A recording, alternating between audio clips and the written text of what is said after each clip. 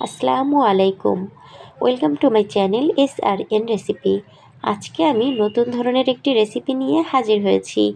আজকে তৈরি করে দেখাবো পটেটো রোল সমোচা বা আলু সমোচা। এই সমোচাটা খেতে দুর্দান্ত স্বাদের হয়।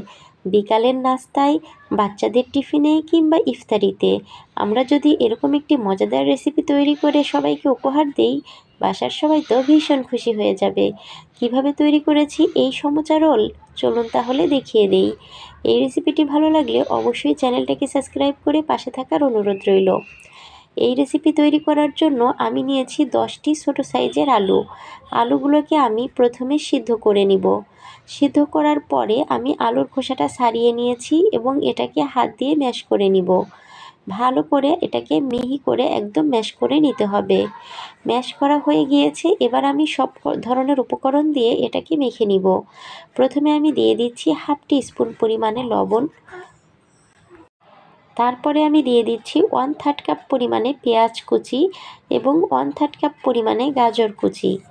এরপরে আমি এক এক করে কিছু গুঁড়া মশলা দিব, তবে তার আগে দিয়ে দিচ্ছি এখানে 1/2 টিস্পুন চিলি ফ্লেক্স এবং এখানে আমি দিয়ে দিচ্ছি কিছু ফ্রেশ ধনিয়া পাতা কুচি। সেই সঙ্গে আমি দিয়ে দিচ্ছি এখানে গরম মশলা 1/2 টিস্পুন পরিমাণে, দিয়ে দিচ্ছি হলুদের গুঁড়া 1/2 টিস্পুন পরিমাণে, দিয়ে দিচ্ছি ভাজা জিরার গুঁড়া 1/2 টিস্পুন পরিমাণে। সব ধরনের উপকরণ দিয়েছি এবং সবশেষে এখানে আমি দিয়ে দিচ্ছি এলাচ এবং আদা এবং রসুনের গুঁড়া 3টা মিলিয়ে 1/2 টিস্পুন পরিমাণে। সব কিছু দিয়ে খুব ভালো করে এবার আমি হাত দিয়ে মেখে নিচ্ছি। এখানে আপনারা চাইলে সামান্য পরিমাণে আদা বাটা বা রসুন বাটাও ব্যবহার করতে পারেন। আমি যেহেতু গুঁড়া মশলা দিয়েছি তাই আর আলাদা করে এটা ব্যবহার করিনি। সব কিছু মেখে ভালো করে এটাকে ঢাকনা দিয়ে ঢেকে আমি সাইডে রেস্টে রেখে দিব 10 মিনিটের জন্য। এদিকে আমি একটি সার্ভিং বল নিয়েছি এবং এটার মধ্যে আমি দিয়ে দিলাম 1 কাপ পরিমাণে ময়দা। ময়দার সঙ্গে আমি মিশিয়ে নিব 1/2 টিস্পুন পরিমাণ লবণ এবং 1 টেবিল চামচ পরিমাণে সয়াবিন তেল। 3টি উপকরণ দিয়ে প্রথমে আমি এই ময়দাটাকে খুব ভালো করে হাত দিয়ে মেখে নিব। সব কিছু সুন্দর করে মিশিয়ে নেওয়ার পরে হালকা অর্থাৎ নর্মাল টেম্পারেচার রাখা যে পানি, ওই পানি দিয়েই আমি একটু একটু করে পানি মিলিয়ে মিলিয়ে একটা ডো তৈরি করে নিব। এখানে অবশ্যই নর্মাল পানিটাই ব্যবহার করবেন।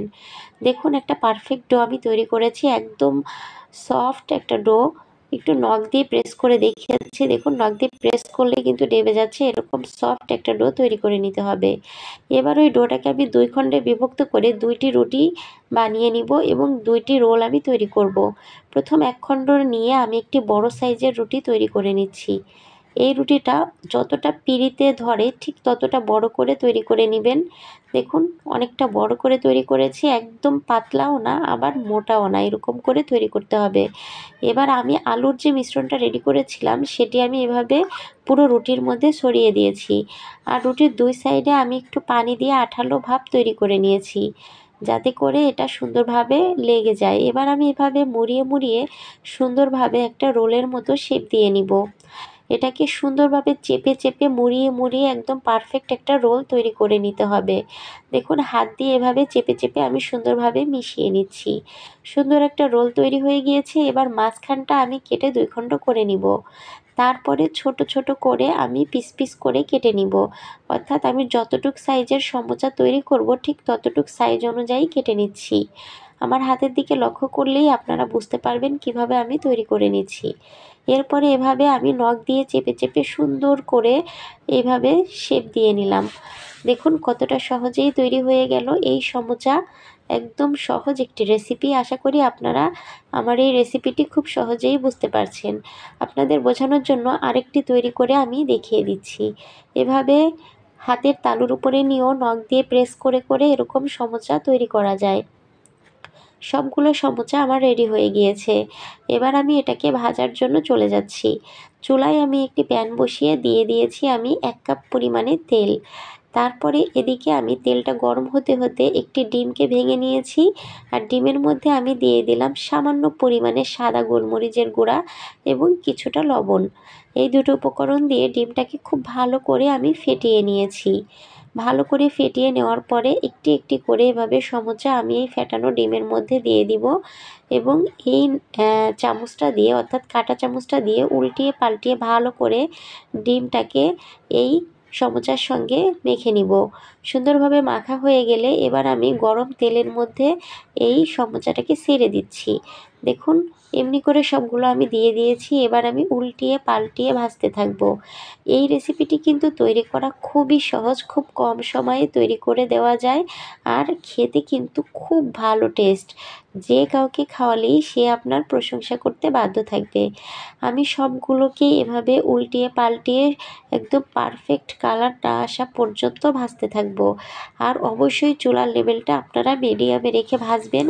একদম বেশি লেভেল বাড়িয়ে দিবেন না, তাহলে কিন্তু পুড়ে যাওয়ার ভয় থাকবে। আর একবারে কমিয়েও দেবেন না, তাতে করে কিন্তু কাঁচা থাকবে। তাই অবশ্যই চুলার লেভেলটা মিডিয়ামে রেখে একদম পারফেক্ট কালার আসার আগ পর্যন্ত এভাবে অনবরত নেড়ে চেড়ে উল্টিয়ে পাল্টিয়ে ভেজে নেবেন। সবগুলোকে আমি ঠিক এরকম একটা লাল কালার করে ভেজে নিয়েছি। এবার এগুলোকে আমি একটি টিস্যু পেপারের উপর অর্থাৎ কিচেন টিস্যুর উপরে রেখে দিব, যাতে করে এক্সট্রা যে তেল আছে তেলটা চুষে নেয়। এরপরে আমি এগুলোকে একটি সার্ভিং বলে সার্ভ করে আপনাদের দেখিয়ে দিচ্ছি। অনেক সহজ এই রেসিপিটি, আশা করি আপনাদের ভালো লেগেছে।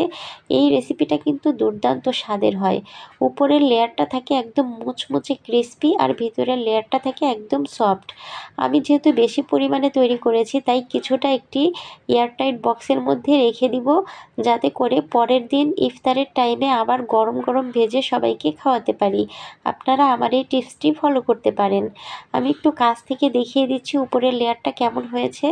দেখুন স্পুন দিয়ে এভাবে প্রেস করলে কচকচ আওয়াজ আসছে, একদম ক্রিস্পি হয়েছে। আর ভিতরটা তো মাশাআল্লাহ অসম্ভব টেস্টি আর নরম সফট হয়েছে ভিতরটা।